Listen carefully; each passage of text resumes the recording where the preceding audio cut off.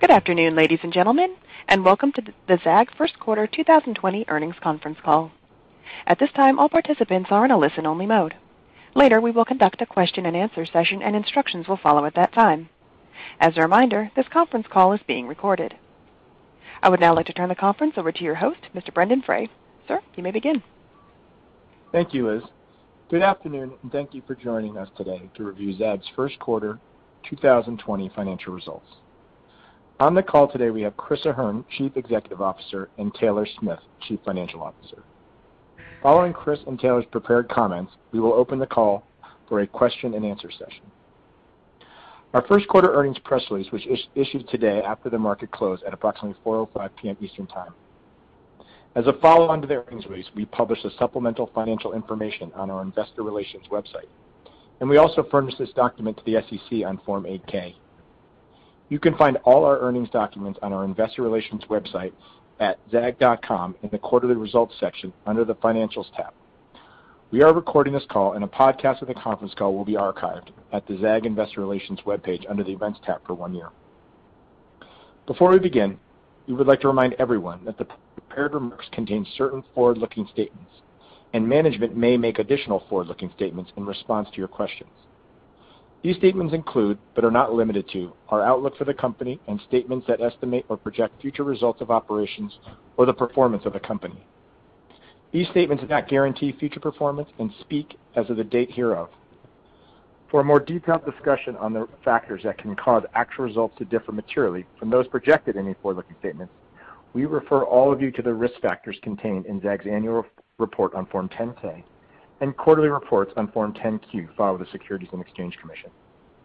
Zagg assumes no obligation to revise any forward-looking statements that may be made in today's release or call. Please note that on today's call, in addition to discussing the GAAP financial results and the outlook for the company, we will discuss adjusted EBITDA and the gross profit excluding the impact of March 2020 inventory write-downs, both non-GAAP financial measures. An explanation of Zagg's use of these non-GAAP financial measures in this call and the reconciliation between GAAP and non-GAAP measures required by SEC Regulation G is included in Zagg's press release today, which again can be found on the investor relations section of the company's website. The non-GAAP information is not a substitute for any performance measure derived in accordance with GAAP, and the use of such non-GAAP measures has limitations which are detailed in the company's press release. And I'd now like to turn the call over to Chris Ahern. Chris? Thanks, Brendan, and thank you all to everyone for joining us on our call today. I hope you and your families are safe and healthy. Our thoughts are with everyone who has been affected by COVID-19, and on behalf of the entire Zagg organization, I want to express our gratitude to all of those on the front line battling the virus and working to keep our community safe and running. Throughout this evolving situation, we have worked diligently to ensure that we can continue operations while protecting our employees, which has required significant changes in how we operate, including the vast majority of our employees working from home and remote communications with our partners. I'm extremely proud of how well the Zagg team have responded to the unique set of challenges created by the pandemic, and I want to personally thank everyone for their commitment and dedication you've shown to the company during these unprecedented times. Prior to the outbreak, we were experiencing a solid start to the new year, especially from a top-line perspective. Even with the gross margin headwinds we were facing from higher tariffs that went into effect in late 2019, we had a good line of sight on delivering a meaningful improvement in adjusted EBITDA compared to the first quarter last year. Our performance was tracking to plan when we outlined our 2020 guidance during our fourth quarter call on March 11. On the call that evening, the concern around the impact of COVID-19 was primarily supply chain orientated and not related to demand, as the outbreak of the virus in the US appeared to be still in early stages and isolated to a few areas of the country. However, the situation changed very quickly soon after our call. That night, the National Basketball Association suspended its season after a Utah Jazz player was diagnosed with the coronavirus. On March 13th, the President declared a national emergency, which was followed by several states requiring non-essential businesses to close and individuals to shelter at home. As a result of the actions taken to stop the spread of the virus, we experienced a steep drop-off in sales over the last few weeks of March. With many of our wholesale partners required to close their doors, they took steps to preserve liquidity by pushing out or cancelling orders and working down on-hand inventory. We also saw March demand slow in our direct-to-consumer channels as consumers shifted their purchases to groceries, cleaning supplies, and other necessities to weather the prolonged period of time at home. Our management team and board of directors took immediate actions to reduce our go-forward operating costs and further enhance our financial flexibilities. These actions included closing on amendments to our secured revolving credit facility to increase available borrowings, closing on a small business administration loan under the CARES Act, implementing furloughs or laying off a portion of our global workforce, temporarily reducing senior management salaries, temporarily reducing the cash portion of the board of directors' compensation, deferring spending on all non-essential projects, implemented a host of global cost reduction initiatives, and cancelling or delaying purchase orders to align with adjusted demand forecasts. Despite a very difficult backdrop over the last few weeks of March, first quarter sales increased 16% even as we lost approximately $10 million due to the COVID-19. Our top-line performance was driven by solid growth in our Invisible Shield screen protection business, along with year-over-year gains in Halo Power and Mophie wireless charging products. We continued our long history of introducing innovative new products, several of which advanced our health and wellness strategy and were timely given the current environment. It started in 2018 with the launch of Vision Guard, our screen protection technology that filters out harmful blue light, followed by the introduction of our antibacterial screen protection last fall that was developed under our partnership with Castus, a leader in antimicrobial surface protection. This year we will incorporate this antimicrobial solution into all Invisible Shield screen protection launches, along with all new Gear 4 case launches. We also developed 2 new product lines under our health and wellness strategy that have launched or shortly will launch. During early April we launched antibacterial wipes for device use. You will find this range across our wireless and big box retailers. These device wipes have sold in well and have sold through even stronger, especially as consumers have increased their focus on protecting their health. Later this quarter we will launch UV phone sanitizers, which can be used in-store or at home to sanitize your mobile devices. Early demand signals are encouraging for this product and I look forward to seeing it in the market. In addition, late in the first quarter, as individuals and families began staying at home, we saw a spike in several products that support work from home or remote learning, such as keyboards, wireless charging and audio. As a result of the accelerated shift to online purchasing that occurred as retail stores closed or reduced hours, we did see some erosion in our screen protection market share, as this business is heavily tied to retail sell-through of smartphones, particularly in our wireless channel. We anticipate recapturing this share as stores open and consumer traffic returns to these retailers. As the second quarter got underway, the trends we experienced in late March carried over into early April. But as April progressed, we saw wholesale sell-through improve each week in the stores that remained open, going from down as much as 65% compared to the same period last year to down approximately 30% the last week of the month.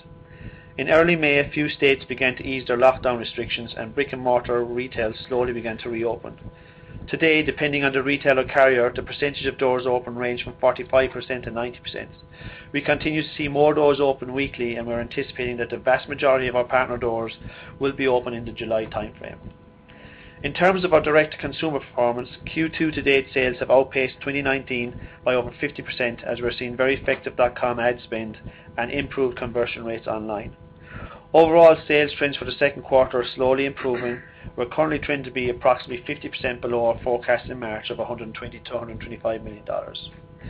While we're not providing guidance for 2020 at this time due to the lack of visibility and unclear timing when consumer demand for our categories begin to normalize, we're planning our business conservatively over the next several quarters, especially as it relates to expenses and future receipts.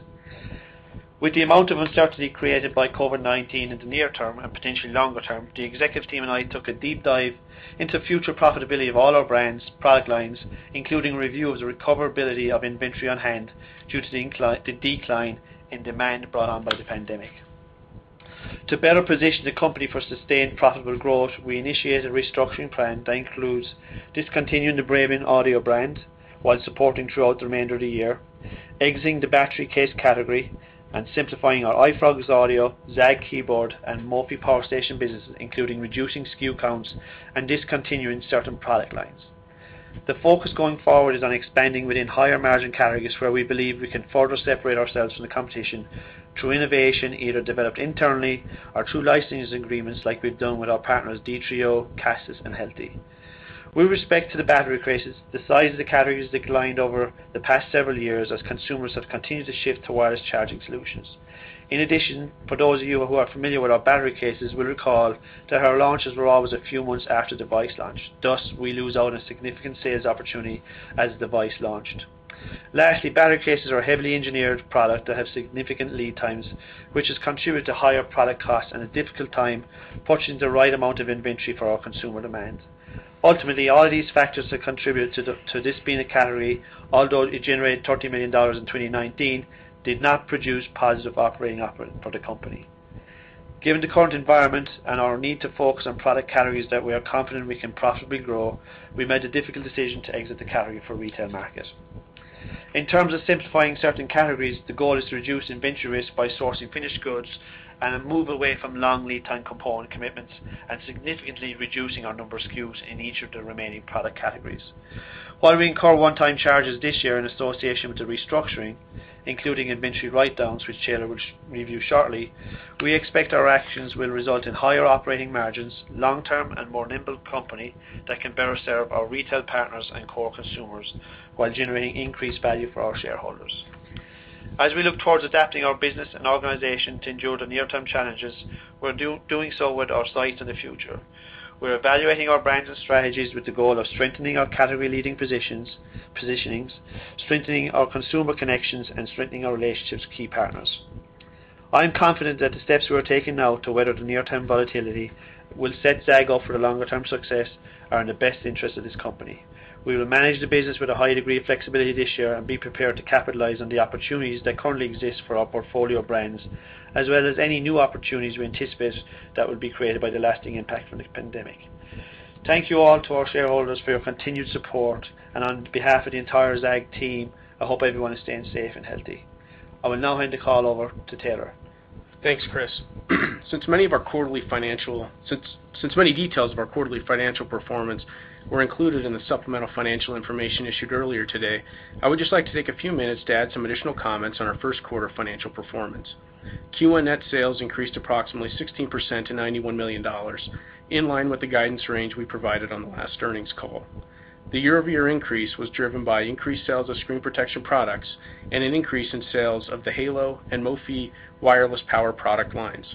Despite ending in line with guidance, we lost approximately $9 to $10 million in March sales due to demand reductions from the COVID-19 pandemic, as Chris mentioned.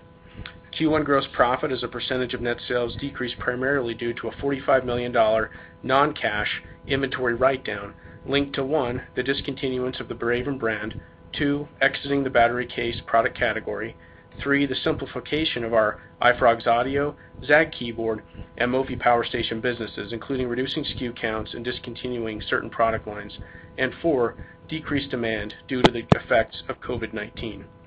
Excluding the impact of this non-cash inventory write-down, gross profit as a percentage of sales would have been approximately 28% versus 30% in the prior year period. In addition to the inventory write-down during the first quarter, we experienced headwinds compared to last year from increased tariffs and the impact of both increased air freight and freight rates due to Chinese factories coming back online later than planned as a result of COVID-19.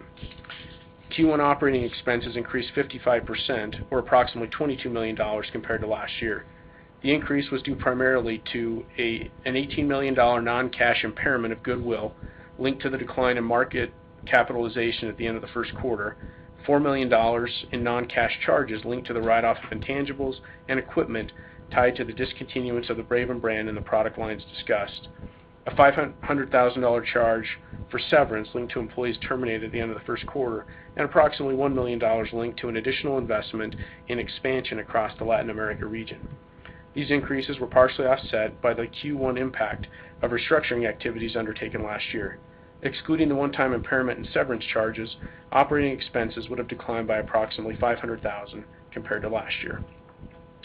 Q1 adjusted EBITDA was negative $7 million versus negative $9 million in the prior year period. The improvement versus the prior year was linked to increased sales, but was partially offset by the headwinds to gross profit from air freight and tariffs that I discussed previously. Due to the non-cash nature of the inventory write-down, goodwill impairment, and the write-off of intangibles and equipment, these charges are included as add-backs to adjusted EBITDA during the period. Turning to the balance sheet, compared to a year ago, accounts receivable decreased 11% to $84 million, and DSOs improved significantly from 107 days to a more normal level of 84 days. The quality of our receivables remains very good. Inventory was $94 million after the $45 million write-down, compared to $100 million last year, and $145 million at the end of 2019.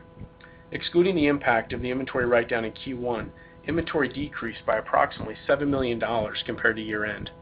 Given the significant impact on retail demand from COVID-19, we are very carefully monitoring sell-through, customer forecasts, and customer inventory levels to ensure that we're bringing in an appropriate amount of inventory for second half demand, but are being conservative on our assumptions given uncertainty in future retail demand and OEM device launch timing. Net debt, which is consolidated debt less cash, increased to $85 million compared to $79 million in Q1 last year. On a gross basis, the line of credit balance at the end of the quarter was $100 million versus $93 million in Q1 last year. The increase compared to last year was due to cash used to support our newly acquired Halo and Gear 4 brands, 2019 inventory purchases, and increases in tariff rates. During April, we amended our credit facility to increase the total amount available under the line of credit from $125 million to $145 million. This expansion, combined with the restructuring, cash retention, and cost-cutting initiatives we've undertaken, gives us confidence that we'll successfully navigate the headwinds that COVID-19 has put on the business. Like Chris, I'd like to spend a few minutes discussing our response to COVID-19 and actions we've taken to preserve cash, focus the business on the most profitable product lines, and simplify product offerings so that we're a stronger and more profitable company as we emerge from this period impacted by COVID-19. As Chris and I left the office after the earnings call on March 11th, which feels like a lifetime ago, we were very confident in a strong Q1, and Q2 is shaping up to be well above last year.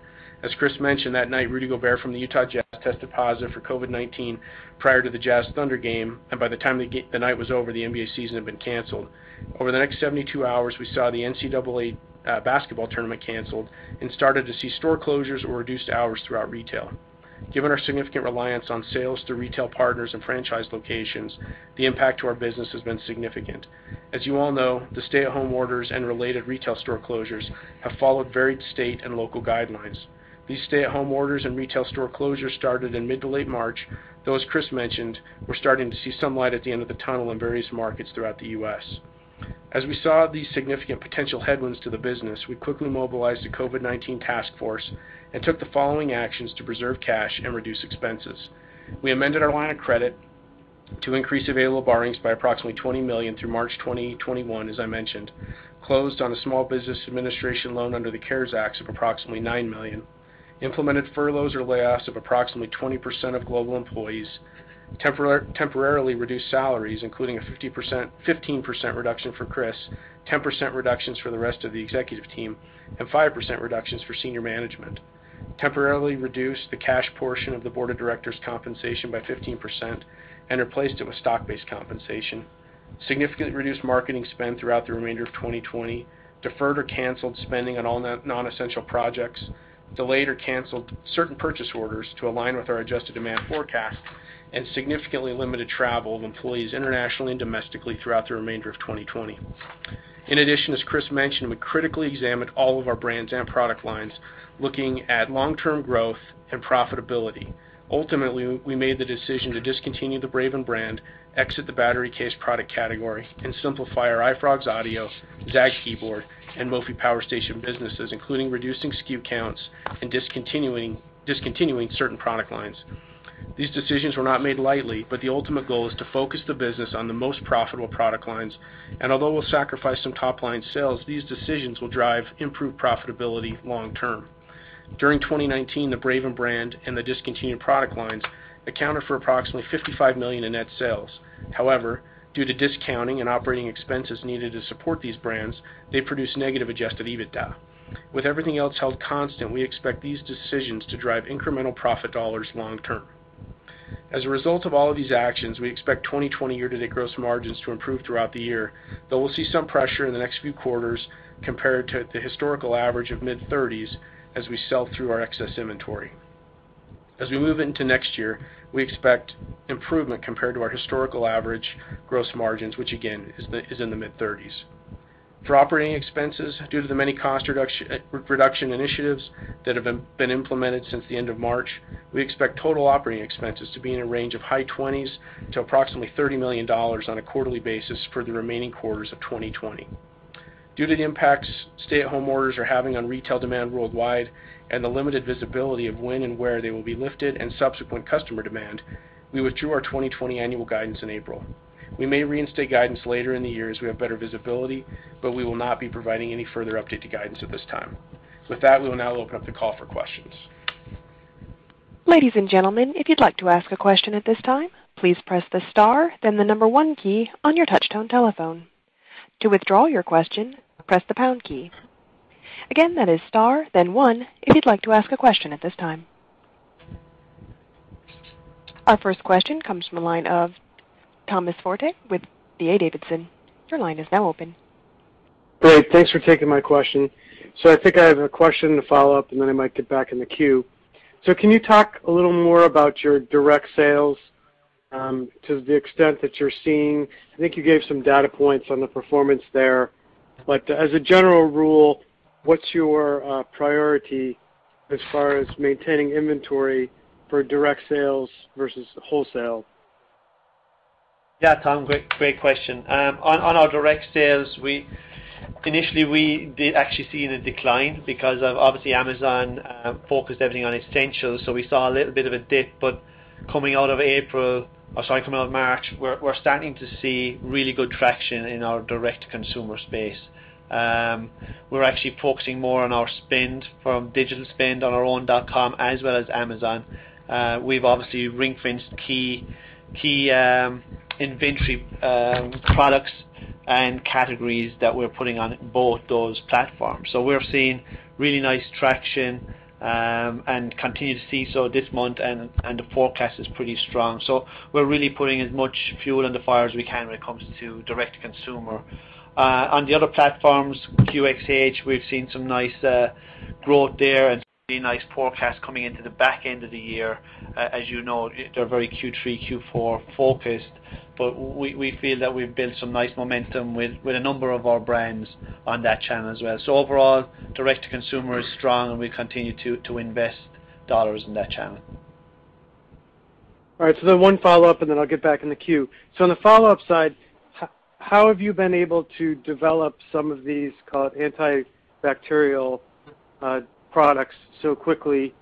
And I guess that's pretty much my question. So I know you had the screen protector that had those properties at an early date, but some of the other product launches you're doing that address that very thing, how is it that you've been able to create these products so quickly?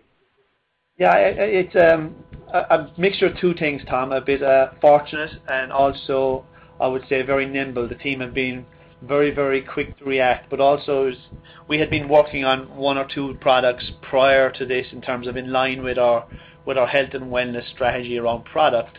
And as this unfortunate situation occurred, we've been talking very closely with our partners in retail and carrier. And the opportunity basically came around very quickly where we were able to react to it quick enough to be able to meet the requirements of our partners. So I'm very proud of the team in terms of how quickly they've reacted to this, but we were also a little bit fortunate as we happened to be starting looking at certain products in that space. Okay, thank you, Chris. I'll get back in the queue for more questions. Thanks. Thanks, Tom. Our next question comes from John Hickman with Ladenburg. Your line is now open. Hi. I was writing pretty fast and you were talking pretty fast. But so did you say that you expect sales to be down 50% in Q2 from your previous guidance? Is that what you said? Yeah. So we never guided to Q2, but what Chris said was we were estimating in early March that Q2 sales would be approximately 120 to 125 million, and that tracking right now at about 50% of that amount. Okay. And then could you elaborate a little bit on what you mean by exiting Braven? Is that's just going to go away, or are you going to try? Yeah, so ultimately we will be exiting the brand, John, but we will be supporting partners as long as throughout the year, because it is ranging certain retail partners, and we have products for the tooling's already there, so we're able to support the current product set for the foreseeable future. What we're saying is we're not going to go out and develop a whole new set of products on the back of that brand. So right now you're but those products will be available at retail and directly through, the end of the year? Or Yes. Okay. And, for the current lineup that we have, if there's any particular product that's selling well with a partner, we're able to maintain and support that partner throughout the life of that product. So you're not putting any, R&D there? Correct. That's the right way to look at it. Okay. Thank you. That's it for me. Thanks, John. Thanks, John.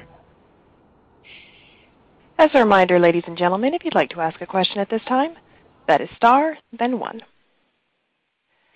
We have a follow-up question from the line of Thomas Forte with D.A. Davidson. Your line is now open. Great. Thanks. I had 3. I'll go one at a time. So, Chris, I wanted to ask first and foremost, to the extent that we're expecting 5G to present a tremendous opportunity for Zagg, to the extent that it should stimulate unit growth for smartphones, are you seeing anything to suggest that there'll be material delays in 5G rollout later this year? Not straight off the bat, Tom, but we do expect it to probably take a longer period of time, given obviously the COVID-19 must have had some impact, right? I think in terms of devices, most devices coming now will be 5G compliant, as you see with Samsung, the latest launch they had. So we anticipate that we will see growth around 5G. We're planning our business around that. And, we're not looking at hockey stick growth right off the bat. We expect it to be more slower ramp plan in terms of growth, but more sustained as well. Are you seeing anything, though, that would suggest to you that the long-term opportunity on 5G is any less robust? No, I still believe that opportunity is there, Tom. Okay, great. So 2 more. To what extent is it possible that Apple offering a $399 iPhone could stimulate unit growth in smartphones and then create a shorter-term opportunity for you? Yeah, I do think it will produce an opportunity for us. Getting some feedback from the field, I do believe that the device has been accepted really well by consumers. We have full set of products around that, be it screen protection and cases. So we're excited with that product and obviously ready to take advantage of any opportunities in the marketplace that it brings. All right, so apologize, 2 more. So to what extent has your success selling on QXH given you thoughts on how you can apply that success to your other distribution channels? Yeah, so I would say our success has been primarily driven by the success of the product, right? The quality of the product, the functionality of the product, and it has been developed very, very closely with QXH, right? So a very strong partnership. So if anything, that's what we're taking away, and really, it's what we're seeing with all of our major partners, Tom, is how we partner with these retailers and carriers very much dictates how you can bring a good product to market. So for me, it's all around the partnership and continue with the focus on innovative products is how we'll be successful. So I will tell you, we're using that blueprint across all of our key partners. Excellent. So last question from me, and then best of luck. The question I have is, how should we think of the future role of China for your supply chain? Has COVID-19 changed your thoughts about the long-term role? It hasn't changed our thoughts, Tom, around the long-term role. I think prior to COVID-19 as a business, with the tariffs, with the difficulties that brought our business, we've been looking at how do we diversify our supply chain. So we've already been looking at that, and I can tell you we've a number of product sets where we're already outside of China, right? So I think we'll continue with that strategy, and obviously China is still a very key part of our business, but we'll continue to evaluate and be ready to move as quickly as we can to diversify. Great. Thank you, Chris. Thank you, Taylor. Take care. Thanks, Tom. Thanks, Tom.